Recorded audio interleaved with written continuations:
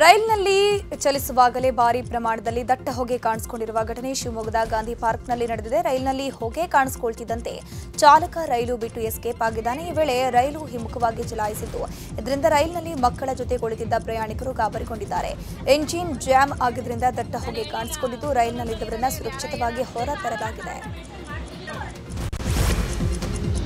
ಶಿವಮೊಗ್ಗ ಜಿಲ್ಲೆಯ ತೀರ್ಥಹಳ್ಳಿ ತಾಲೂಕಿನ ದೇವಂಗಿ ಗ್ರಾಮದಲ್ಲಿ ನಡೆದಂಥ ಜೀಪ್ಗಳ ಆಫ್ ರೋಡ್ ರೇಸ್ನಲ್ಲಿ ಜೀಪ್ ಒಂದು ಪಲ್ಟಿಯಾಗಿದೆ. ಕಾಡಿನ ಮಧ್ಯದಲ್ಲಿ ನಡೆದಂಥ ಆಫ್ ರೋಡ್ ರೇಸ್ ವೇಳೆ ಜೀಪ್ ಪಲ್ಟಿಯಾಗಿದೆ. ಘಟನೆಯಲ್ಲಿ ಇಬ್ಬರು ಚಾಲಕರು ಪ್ರಾಣಾಪಾಯದಿಂದ ಪಾರಾಗಿದ್ದಾರೆ. ತೀರ್ಥಹಳ್ಳಿಯ ಮೋಟಾರ್ ಸ್ಪೋರ್ಟ್ಸ್ ಕ್ಲಬ್ ಆಯೋಜನೆ ಮಾಡಿದಂಥ ರೇಸ್ನಲ್ಲಿ ಅವಘಡ ಸಂಭವಿಸಿದ್ದು, ಜೀಪ್ ಪಲ್ಟಿಯಾಗಿ ಗುಂಡಿಯೊಳಗೆ ಬಿದ್ದಂಥ ದೃಶ್ಯ ನ್ಯೂಸ್ 18ಗೆ ಸಿಕ್ಕಿದೆ.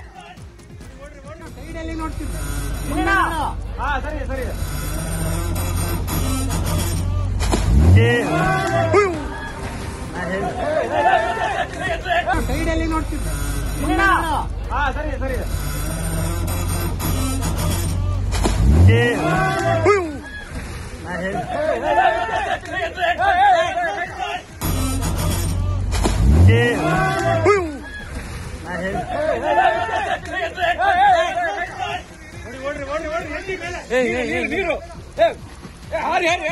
ನೀರು ಬಂದ್ರು ಇಲ್ಲಿದ್ದಾರೆ. ಇಬ್ಬರಿದಾರ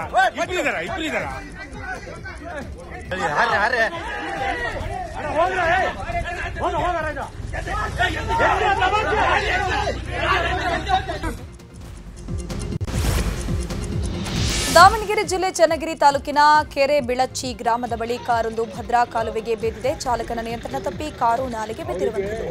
ಈ ಒಂದು ಘಟನೆಯಲ್ಲಿ ಇಬ್ಬರು ನೀರು ಪಾಲಾಗಿದ್ದು, 4 ಬಚಾವಾಗಿದ್ದಾರೆ. ಸ್ಥಳಕ್ಕೆ ಪೊಲೀಸರು, ಅಗ್ನಿಶಾಮಕ ದಳ ಸಿಬ್ಬಂದಿ ದೌಡಾಯಿಸಿ ಕ್ರೇನ್ ಮೂಲಕ ಕಾರನ್ನು ಮೇಲಕ್ಕೆತ್ತಿದ್ದಾರೆ.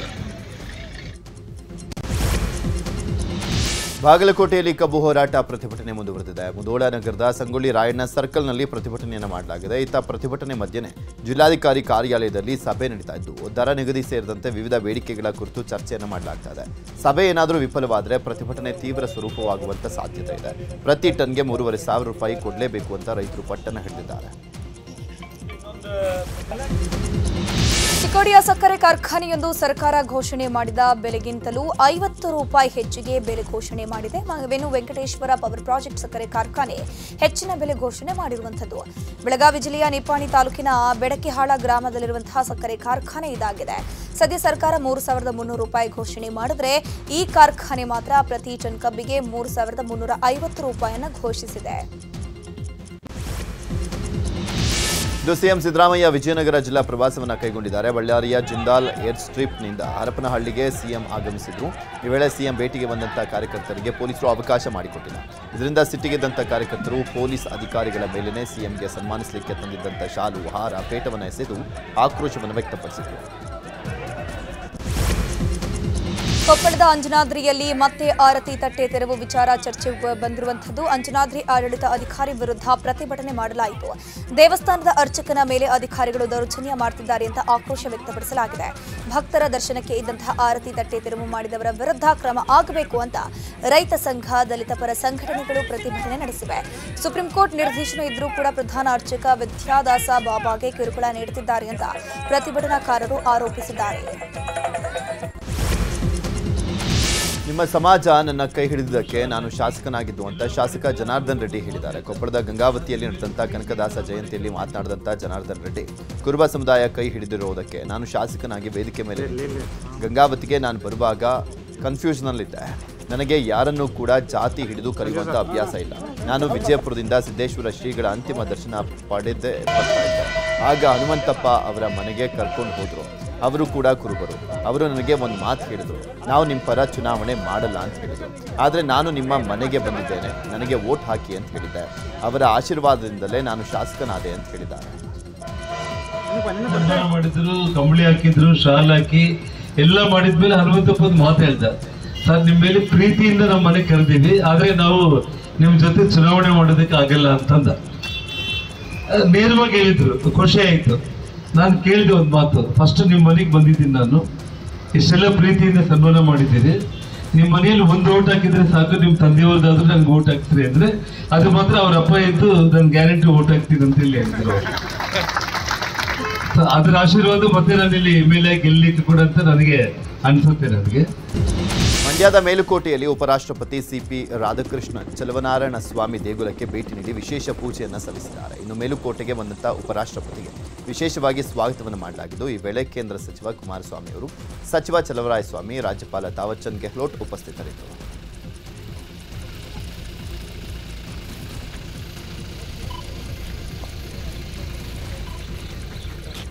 ಬಳಿಕ ಮೈಸೂರಿಗೆ ಉಪರಾಷ್ಟ್ರಪತಿ ರಾಧಾಕೃಷ್ಣನ್ ಆಗಮಿಸಿದ್ದು ಜೆಎಸ್ಎಸ್ ಕಾಲೇಜಿನಲ್ಲಿ ಘಟಿಕೋತ್ಸವ ಕಾರ್ಯಕ್ರಮದಲ್ಲಿ ಭಾಗಿಯಾಗಲಿದ್ದಾರೆ. ನಂತರ ಚಾಮುಂಡೇಶ್ವರಿ ದರ್ಶನವನ್ನು ಪಡೆಯಲಿದ್ದಾರೆ. ಸಂಪುಟ ಪುನರಚನೆ ಬಗ್ಗೆ ಕಾಂಗ್ರೆಸ್ ಸಂಸದ ಹೊಸ ಬಾಂಬ್ ಸಿಡಿಸಿದ್ದಾರೆ. ವಿಜಯನಗರದಲ್ಲಿ ಮಾತನಾಡಿದ ತುಕಾರಾಂ, ನೋಡ್ತಾ ಇರಿ ಯಾವ ರೀತಿ ಸಂಪುಟ ಇರುತ್ತೆ ಅಂತ, ಎಲ್ಲರೂ ತಿರುಗಿ ನೋಡಬೇಕು, ಆ ರೀತಿ ಸಂಪುಟ ಇರುತ್ತೆ. ಕಾಂಗ್ರೆಸ್ನಲ್ಲಿ ನವೆಂಬರ್ ಕ್ರಾಂತಿ ಏನಿಲ್ಲ, ಎಲ್ಲವೂ ಶಾಂತಿಯುತವಾಗಿದೆ. ಜನ ಬಹುಮತ ನೀಡಿದ್ದಾರೆ. ವಾಲ್ಮೀಕಿ ಸಮಾಜಕ್ಕೆ ಸಚಿವ ಸ್ಥಾನ ನೀಡುವಂತೆ ಮನವಿಯನ್ನ ಮಾಡ್ತೇನೆ. ಯಾರಿಗೆ ಕ್ಲೀನ್ ಇಮೇಜ್ ಇದೆ ಅಂತ ನೋಡಿ ಹೈಕಮಾಂಡ್ ಮುಂದಿನ ತೀರ್ಮಾನ ಕೈಗೊಳ್ಳುತ್ತೆ ಅಂತ ಹೇಳಿದರು. ಅಲ್ಲ, ಖಂಡಿತವಾಗ್ಲೂ ನಾವು ಮೊದಲಿಂದ ಹೇಳ್ತಿದ್ವಿ, ದೊಡ್ಡ ಸಮಾಜ ಇದೆ, ಮೊದಲು ಕೂಡ 3 ಕೊಟ್ಟಿದ್ದಾರೆ, ಅದನ್ನು ಸಮಾಜದ ಪರವಾಗಿ ಕೊಡಬೇಕು ಅಂತ ಕೇಳ್ಕೊಂತೀವಿ. ನೋಡ್ತಾ ಇರ್ರಿ ಹೆಂಗೆ ಆಗ್ತದೆ ಅಂತೇಳಿ, ಇಡೀ ತಿರುಗಿ ನೋಡಬೇಕೆಲ್ಲ. ಆ ಟೈಪು ನಮ್ಮದು ಸಂಪುಟ ನಾವು ಹೈಕಮಾಂಡು ನಾವೆಲ್ಲ ತೀರ್ಮಾನ ಮಾಡ್ಕೊಂಡು ಜನ ಏನು ವಿಶ್ವಾಸ ಅದ್ರ ಪರವಾಗಿ ನಾವು ಕೆಲಸ ಮಾಡ್ತೀವಿ. ಹಂಗೆ ಯಾವತ್ತಿಗೂ ಕೂಡ ನಾಯಕರಾಗಿ ಇವತ್ತೇನಾದರೂ ನಿಮ್ಮಿಂದ ನಿಂತು ಮಾತಾಡ್ತೀವಿ ಅಂದರೆ ಕಾಂಗ್ರೆಸ್ ಕೊಟ್ಟಂಥ ಒಂದು ಆಶೀರ್ವಾದ ಭಿಕ್ಷೆ ಕೂಡ ಇದು. ಇವತ್ತಿಗೂ ಯಾವ ಸಮಾಜಕ್ಕೂ ತುಡಿಯಂಥ ಕೆಲಸ, ಸಾಮಾಜಿಕ ನ್ಯಾಯ, ಸರ್ವ ಜನಾಂಗೀಯ ಶಾಂತಿಯ ತೋಟವಾಗಿ ನಮ್ಮ ಕಾಂಗ್ರೆಸ್ ಸರ್ಕಾರ ಆಡಳಿತ ಮಾಡ್ತಾಯಿದೆ. ನೋಡ್ರಿ, ಹೈಕಮಾಂಡ್ ತೀರ್ಮಾನ ಮಾಡ್ತಾರೆ ಎಲ್ಲದೂ ಕೂಡ. ಹೈಕಮಾಂಡ್ನಲ್ಲಿ ಇರ್ತತೆ, ಯಾರು ತ್ಯಾಗ ಮಾಡಿದ್ದಾರೆ, ಯಾರು ಪಕ್ಷಕ್ಕೆ ನಿಷ್ಠೆ ಇದ್ದಾರೆ, ಯಾರು ಕ್ಲೀನ್ ಇಮೇಜ್ ಇದೆ, ಯಾರು ಒಳ್ಳೇದಾಗ್ತೈತೆ ಅದನ್ನ ನೋಡ್ಕೊಂಡು ಪಕ್ಷ ತೀರ್ಮಾನ ಮಾಡ್ತಾರೆ. ತಾವು ಕೂಡ ನೋಡ್ಕೊಂತೀವಿ. ಒಂದು ಅಭಿವೃದ್ಧಿಯ ಒಂದು ಪರ್ವವನ್ನು ಏನು ಮುಂದುವರ್ಸಬೇಕು, ಅದಕ್ಕೆ ತಕ್ಕಂಗೆ ನಾವೆಲ್ಲರೂ ಸೇರಿ ನಾವು ಪುನರ್ರಚನೆಯೊಂದಿಗೆ ಒಳ್ಳೆ ಆಡಳಿತವನ್ನು ಮಾಡ್ತೇವೆ. ಧನ್ಯವಾದಗಳು. ಚಿಕ್ಕಬಳ್ಳಾಪುರ ಜಿಲ್ಲೆಯ ಚಿಂತಾಮಣಿ ನಗರಸಭೆಯಲ್ಲಿ ಸದಸ್ಯರಿಗೆ ಗೌರವಧನ ವಿಳಂಬ ಮಾಡಲಾಗ್ತದೆ ಅಂತ ಸದಸ್ಯ ಶಫೀಕ್ ಅಸಮಾಧಾನವನ್ನು ಹೊರಹಾಕಿದ್ದಾರೆ. ನಗರಸಭೆ ಆಯುಕ್ತ ನಗರಸಭೆ ಖಾತೆಯಲ್ಲಿ ಕೋಟಿ ಹಣ ಇದೆ ಅಂತ ಹೇಳ್ತಾರೆ. ಆದರೆ ನಗರಸಭೆ ಸದಸ್ಯರಿಗೆ ಸರಿಯಾಗಿ ಗೌರವಧನ ಕೊಡಲಿಕ್ಕೆ ಆಗ್ತಾ ಇಲ್ಲ, ಅಕೌಂಟ್ಗಳು ಸರಿಯಾಗಿಲ್ಲ ಅಂತ ಆಯುಕ್ತರು ಉಡಾಫೆ ಉತ್ತರವನ್ನು ಕೊಡ್ತಾರೆ. ಗೌರವಧನ ನೀಡುವಲ್ಲಿಯೂ ಕೂಡ ತಾರತಮ್ಯ ಮಾಡ್ತಾರೆ. ಕೆಲವರಿಗೆ 32,000 ರೂಪಾಯಿ ಗೌರವಧನ ನೀಡಿದರೆ ನಮಗೆ 16,000 ರೂಪಾಯಿ ನೀಡಿದ್ದಾರೆ ಅಂತ ಆಕ್ರೋಶವನ್ನು ವ್ಯಕ್ತಪಡಿಸಿದ್ದಾರೆ. ಕ್ರಿಪ್ಟೋ ಕರೆನ್ಸಿ ಹೆಸರಲ್ಲಿ ಬರೋಬ್ಬರಿ 1.30 ಕೋಟಿ ರೂಪಾಯಿ ವರ್ಗಾಯಿಸಿಕೊಂಡು ವಂಚನೆ ಮಾಡಲಾಗಿದೆ. ಹುಬ್ಬಳ್ಳಿಯ ಅಬ್ರಹಾಂ ಜಿ ವಂಚನೆಗೆ ಒಳಗಾದಂತಹ ವ್ಯಕ್ತಿಯಾಗಿದ್ದಾರೆ. ದಿಯಾ ಖಾನ್ ಎಂಬ ವ್ಯಕ್ತಿಯಿಂದ ಕೃತ್ಯ ಎಸಗಿರುವ ಆರೋಪ ಕೇಳಿ ಬರ್ತಾ ಇದೆ. ಅಬ್ರಹಾಂಗೆ ಫೇಸ್ಬುಕ್ನಲ್ಲಿ ದಿಯಾ ಖಾನ್ ಪರಿಚಯವಾಗಿದ್ದ. ಮೆಸೆಂಜರ್ ಮೂಲಕ ಚಾಟ್ ಮಾಡಿ ಸ್ನೇಹ ಸಂಪಾದಿಸಿದಂತಹ ದಿಯಾ ಖಾನ್ ನಂತರ ವಾಟ್ಸ್ಆ್ಯಪ್ನಲ್ಲಿ ನಂಬರ್ ಪಡೆದಿದ್ದ. ಬಳಿಕ ಕ್ರಿಪ್ಟೋ ಕರೆನ್ಸಿಯಲ್ಲಿ ಹಣ ಹೂಡಿಕೆ ಮಾಡಿದ್ರೆ ಹೆಚ್ಚು ಲಾಭ ಗಳಿಸಬಹುದು ಅಂತ ನಂಬಿಸಿ 1,30,00,000 ರೂಪಾಯಿಯನ್ನು ಪಡೆದು ವಂಚನೆ ಮಾಡಿದ್ದಾನೆ. ಸದ್ಯ ಘಟನೆ ಸಂಬಂಧ ಸೈಬರ್ ಕ್ರೈಂ ಪೊಲೀಸ್ ಠಾಣೆಯಲ್ಲಿ ಪ್ರಕರಣ ದಾಖಲಾಗಿದೆ. ಮೈಸೂರಿನಲ್ಲಿ ಹುಲಿ ಕಾಟ ಮುಂದುವರೆದಿದೆ. ಹುಣಸೂರು ತಾಲೂಕಿನ ಗದ್ದಿಗೆ ಸಮೀಪದ ಕಾಡು ಒಡ್ಡರಗೋಡಿ ಗ್ರಾಮದಲ್ಲಿ ಹುಲಿ ಓಡಾಟ ಹೆಚ್ಚಾಗಿದೆ. ಜಮೀನಿನಲ್ಲಿ ಹುಲಿ ಹೆಜ್ಜೆ ಕಂಡು ಗ್ರಾಮಸ್ಥರು ಬೆಚ್ಚಿ ಬಿದ್ದಿದ್ದಾರೆ. ರೈತ ದನಗನಹಳ್ಳಿ ಕಂಡಗಣ್ಣಪ್ಪ ಜಮೀನಿನಲ್ಲಿ ಹುಲಿ ಓಡಾಟದ ಗುರುತು ಕಂಡು ಗ್ರಾಮಸ್ಥರು ಭಯಗೊಂಡಿದ್ದಾರೆ. ಹೀಗಾಗಿ ಅರಣ್ಯ ಇಲಾಖೆಗೆ ಹುಲಿ ಸೆರೆ ಹಿಡಿಯುವಂತೆ ಗ್ರಾಮಸ್ಥರು ಒತ್ತಾಯವನ್ನು ಮಾಡಿದ್ದಾರೆ. ಹಾರೋಬೆಲೆ ಜಲಾಶಯದ ಹಿನ್ನೀರಿನಲ್ಲಿ ಮುಳುಗಿ 2 ಕಾಡಾನೆ ಸಾವನ್ನಪ್ಪಿರುವ ಘಟನೆ ಬೆಂಗಳೂರು ದಕ್ಷಿಣ ಜಿಲ್ಲೆಯ ಕನಕಪುರ ತಾಲೂಕಿನ ಕೂನೂರು ಗ್ರಾಮದಲ್ಲಿ ನಡೆದಿದೆ. ಕಳೆದ 3 ದಿನಗಳ ಹಿಂದೆ ಗ್ರಾಮದತ್ತ 3 ಕಾಡಾನೆಗಳು ಬಂದಿದ್ವು. ಈ ವೇಳೆ 2 ಕಾಡಾನೆಗಳು ಹಿನ್ನೀರಿಗೆ ಇಳಿದಿದ್ವು.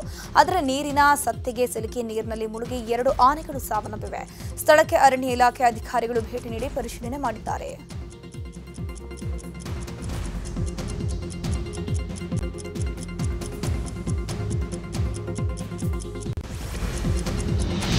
ಬಿಹಾರದಲ್ಲಿ 2ನೇ ಹಂತದ ಮತದಾನ ನವೆಂಬರ್ 11ರಂದು ನಡೆಯಲಿದೆ. ಹೀಗಾಗಿ ಇಂದು ಬಹಿರಂಗ ಪ್ರಚಾರಕ್ಕೆ ಕೊನೆ ದಿನವಾದ್ದರಿಂದ ಆರ್ಜೆಡಿ ನಾಯಕ ತೇಜಸ್ವಿ ಯಾದವ್ ರೋಹ್ಟಾಸ್ನಲ್ಲಿ ಸಾರ್ವಜನಿಕ ಸಭೆಯನ್ನ ಮಾಡಿದ್ರು. ಇವತ್ತು ತೇಜಸ್ವಿ ಯಾದವ್ ಹುಟ್ಟುಹಬ್ಬ ಹಿನ್ನೆಲೆಯಲ್ಲಿ ಸಾರ್ವಜನಿಕ ರ್ಯಾಲಿಯಲ್ಲಿ ಸಾವಿರಾರು ಕಾರ್ಯಕರ್ತರು ಜಮಾಯಿಸಿದ್ದು ತೇಜಸ್ವಿ ಯಾದವ್ಗೆ ಹುಟ್ಟುಹಬ್ಬದ ಶುಭಾಶಯವನ್ನು ಕೋರಿದ್ದಾರೆ. ಇನ್ನು ಇದೇ ವೇಳೆ ಮಾತನಾಡಿರುವಂತಹ ತೇಜಸ್ವಿ, ಬಿಹಾರದಲ್ಲಿರುವಂತಹ ಅಪ್ರಾಮಾಣಿಕ ಸರ್ಕಾರವನ್ನು ಕಿತ್ತೊಗಿಲಿಕ್ಕೆ ನಿಮ್ಮೆಲ್ಲರ ಆಶೀರ್ವಾದ, ಪ್ರೀತಿ, ಶಕ್ತಿ ನನ್ನ ಮೇಲೆ ಹೀಗೆ ಇರಲಿ ಅಂತ ಹೇಳಿದರು. करने हम आएंगे, चुनाव हो जाएगा तो उसके बाद आप लोग सरकार बनाइए. सरकार बनाने के बाद पटेल जी के मेरा जन्मदिन भी है. आप लोगों से बस आशीर्वाद.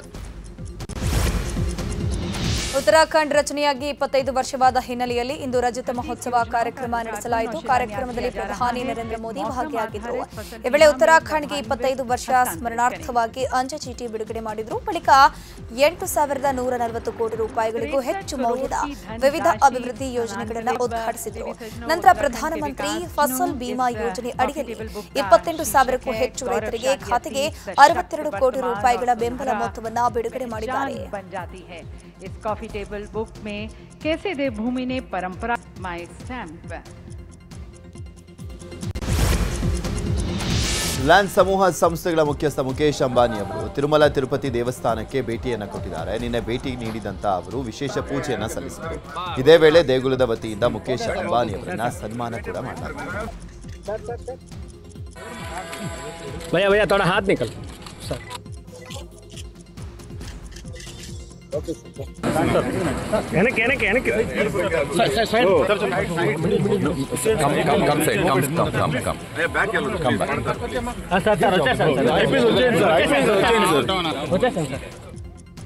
ಇನ್ನು ಕೇರಳದ ಗುರುವಾಯೂರು ಕೃಷ್ಣನ ಸನ್ನಿಧಾನಕ್ಕೂ ಮುಕೇಶ್ ಅಂಬಾನಿ ಅವರು ಕುಟುಂಬ ಸಮೇತರಾಗಿ ಭೇಟಿಯನ್ನು ಕೊಟ್ಟರು.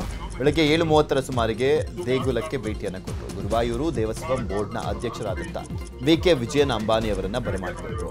ಆ ಬಳಿಕ ಗುರುವಾಯೂರು ದೇವಸ್ವಂ ಬೋರ್ಡ್ ನಿರ್ಮಿಸಲಿಕ್ಕೆ ಉದ್ದೇಶಿಸಿರುವಂಥ ಮಲ್ಟಿ ಸ್ಪೆಷಾಲಿಟಿ ಆಸ್ಪತ್ರೆಗೆ ಮುಕೇಶ್ ಅಂಬಾನಿ 15 ಕೋಟಿ ರೂಪಾಯಿ ದೇಣಿಗೆಯನ್ನು ಕೊಟ್ಟಿದ್ದಾರೆ.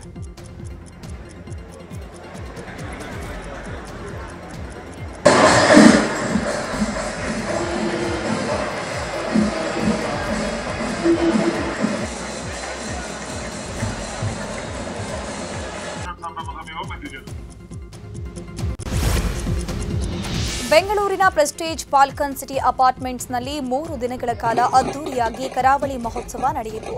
ಮೊದಲ ದಿನ ಕರಾವಳಿ ಮಹೋತ್ಸವ ಉದ್ಘಾಟನಾ ಕಾರ್ಯಕ್ರಮ ನಡೆದಿದ್ದು ಅಂದು ಸಂಪೂರ್ಣ ದೇವಿ ಮಹಾತ್ಮೆ ಯಕ್ಷಗಾನ ನಡೆಸಲಾಯಿತು. ಇನ್ನು 2ನೇ ದಿನ ವೀರಗಾಸೆ ನಡೆದಿದ್ದು ಸಂಜೆ ಪಿಎಫ್ಸಿ ಕರಾವಳಿ ಕುಟುಂಬದ ಸಂಗೀತ ರಸಮಂಜರಿ ಕಾರ್ಯಕ್ರಮ ನಡೆಸಲಾಯಿತು. ಇನ್ನು ಕೊನೆಯ ದಿನದಂದು ಹುಲಿವೇಷ, ನಾಶಿಕ ಢೋಲ್ ಮತ್ತು ತಟ್ಟಿರಾಯ ಗೊಂಬೆಗಳ ವೈಭವಯುತ ಕಾರ್ನಿವಲ್ ನಡೀತಾ ಇದ್ದು ಕರಾವಳಿಯ ಬಗೆ ಬಗೆಯ ತಿಂಡಿ ತಿನಿಸುಗಳನ್ನು ತಿಂದು ಜನರು 3 ದಿನ ಕರಾವಳಿ ಮಹೋತ್ಸವವನ್ನು ಎಂಜಾಯ್ ಮಾಡುತ್ತಿದ್ದಾರೆ.